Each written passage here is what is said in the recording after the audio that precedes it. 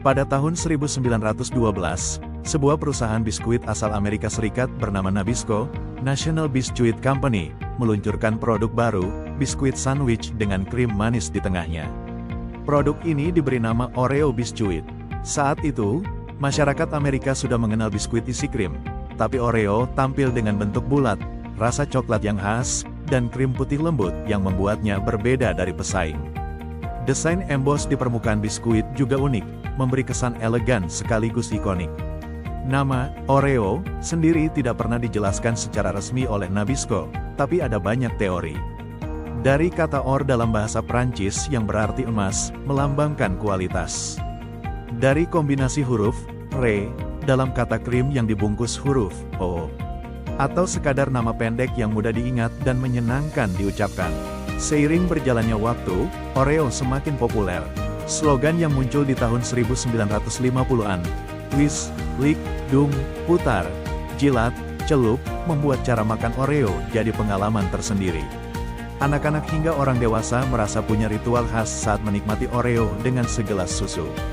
Pada tahun 1974, Oreo meluncurkan versi modernnya dengan nama Oreo Chocolate Sandwich Cookie, dan sejak itu menjadi merek global.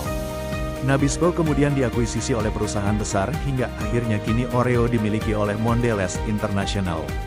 Oreo tidak hanya bertahan dengan rasa klasik, tapi juga berinovasi dengan berbagai varian, Oreo Double Stuffed, Golden Oreo, bahkan rasa musiman seperti mint, strawberry, hingga rasa unik yang hanya ada di negara tertentu.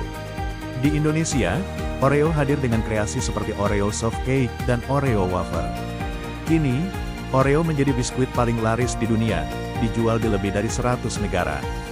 Lebih dari sekadar makanan ringan, Oreo telah menjadi bagian dari budaya populer, sering muncul dalam iklan kreatif, film, bahkan resep makanan modern.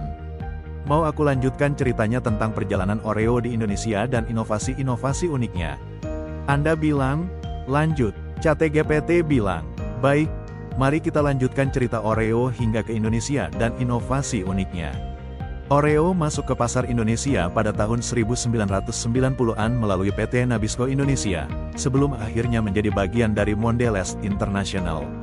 Kehadirannya langsung mencuri perhatian, karena konsep biskuit sandwich dengan krim di tengah masih terbilang baru di pasar lokal.